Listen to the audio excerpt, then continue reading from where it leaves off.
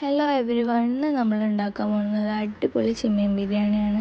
അപ്പം അതിന് വേണ്ടിയിട്ട് കഴുകി വൃത്തിയാക്കി വെച്ച് ചെമ്മീനിലോട്ട് മഞ്ഞൾപ്പൊടി, മുളക് പൊടി, കുരുമുളക് പൊടി, ആവശ്യത്തിന് ഉപ്പ് ആഡ് ചെയ്ത് നന്നായി മിക്സ് ചെയ്ത് മാറ്റി വെക്കാം. അതിനുശേഷം നമുക്കൊരു പാൻ ചൂടായതിനു ശേഷം ഓയിൽ ഒഴിച്ച് മാരിനേറ്റ് ചെയ്യാൻ വെച്ചിട്ടുണ്ടായിരുന്ന ചെമ്മീൻ നമുക്ക് ഫ്രൈ ചെയ്തെടുക്കാം. ഞാനിവിടെ എടുത്തിട്ടുള്ളത് ഒരു മീഡിയം സൈസ് ചെമ്മീനുകളാണ്. അപ്പോൾ നമുക്കത് നന്നായിട്ട് ഫ്രൈ ചെയ്തെടുക്കാം. രണ്ട് ഭാഗവും നന്നായിട്ട് മുരിഞ്ഞ് വരുന്നവരെ നമുക്കത് ഫ്രൈ ചെയ്തെടുക്കാം.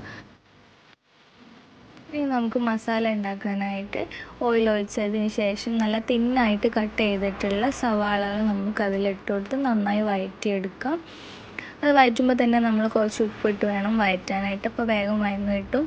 അതിന് ശേഷം നമുക്ക് നല്ല ജിഞ്ചർ ഗാർലിക് പേസ്റ്റ് ഫൈനായിട്ട് പേസ്റ്റ് ചെയ്തത് നമുക്ക് ആഡ് ചെയ്ത് കൊടുക്കാം. പിന്നെ നമ്മൾ ടൊമാറ്റോ ആഡ് ചെയ്ത് കൊടുത്തിട്ട് നന്നായി മിക്സ് ചെയ്യുക. ഞാനിവിടെ അധികം സ്പൈസി അല്ലാത്ത മസാലയാണ് ഉണ്ടാക്കുന്നത്. അപ്പോൾ നമുക്കതിലേക്ക് കുറച്ച് മല്ലിപ്പൊടിയും കുരുമുളക് പൊടിയും പിന്നെ കുറച്ച് കൂടുതലായിട്ട് നമുക്ക് ഗരം മസാലയാണ് ആഡ് ചെയ്ത് കൊടുക്കേണ്ടത്. അപ്പോൾ നമുക്കധികം സ്പൈസി അല്ലാതെ കിട്ടും. ഞാനിവിടെ മുളക് പൊടി ആഡ് ചെയ്യുന്നില്ല. അതിനുശേഷം നമുക്ക് മല്ലിച്ചപ്പും പുതിനയും കട്ട് ചെയ്തിട്ട് കൊടുത്ത് നമ്മൾ ഫ്രൈ ചെയ്ത് വെച്ചിട്ടുള്ള ചെമ്മീനും കൂടെ ആഡ് ചെയ്ത് കൊടുത്ത് നമ്മൾ മസാല റെഡി ആയിട്ടുണ്ട്. നമ്മുടെ നെക്സ്റ്റ് സ്റ്റെപ്പ് എന്ന് പറഞ്ഞു കഴിഞ്ഞാൽ നമുക്ക് ദമ്മിടലാണ്. അപ്പോൾ നമ്മൾ ആദ്യം തന്നെ ഞാനിവിടെ നെയ്ച്ചോറ് ഉണ്ടാക്കി വെച്ചിട്ടുണ്ടായിരുന്നു. അപ്പോൾ ആദ്യം നമ്മൾ ചോറിട്ടതിന് ശേഷം കുറച്ച് ഗീ ഒഴിക്കുക.